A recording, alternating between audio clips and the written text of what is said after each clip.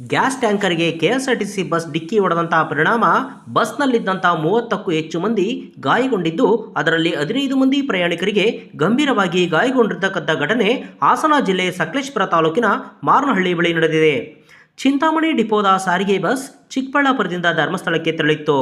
Gas tanker ಮಂಗಳೂರಿನಿಂದ ಬೆಂಗಳೂರು ಕಡೆಗೆ ತೆರಳುತ್ತಿದ್ದಂಥ ವೇಳೆ ಓವರ್ಟೇಕ್ ಮಾಡಲು ಹೋಗಿ ಚಾಲಕನ ನಿಯಂತ್ರಣ ತಪ್ಪಿ ಗ್ಯಾಸ್ ಟ್ಯಾಂಕರ್ಗೆ ಬಸ್ ಡಿಕ್ಕಿ ಹೊಡೆದಿದೆ.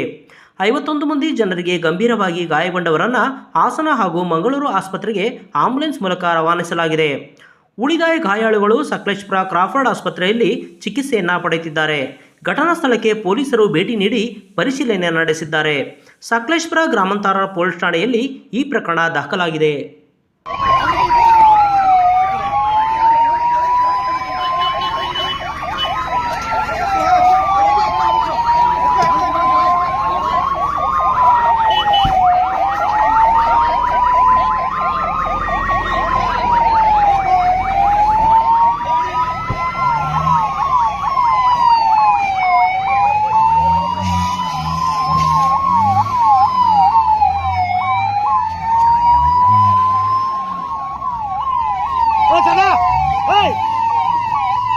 ಮುಸ್ತಾ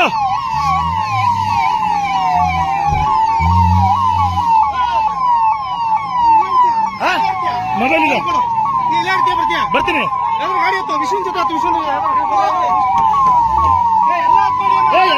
ಎಲ್ಲ ಹತ್ಬೇಡಿ ಸಾಕು. ಇಲ್ಲಿ ಅಮ್ಮ ಏನಾಗಲ್ಲ. ಭಯ ಬೀಳ್ಬೇಡಿ.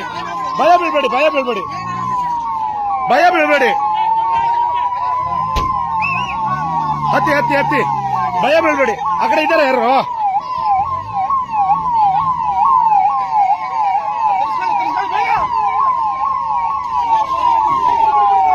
ಗಾಡಿ ತಿರ್ಸ್ಕ. ವಿಶ್ವ ಗಾಡಿಲಿ ಯಾರಿದಾರ?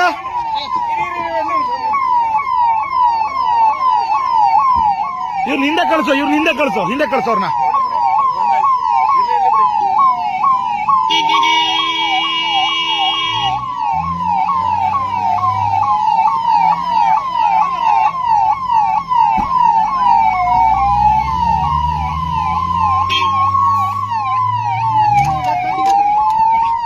ರೈಟ್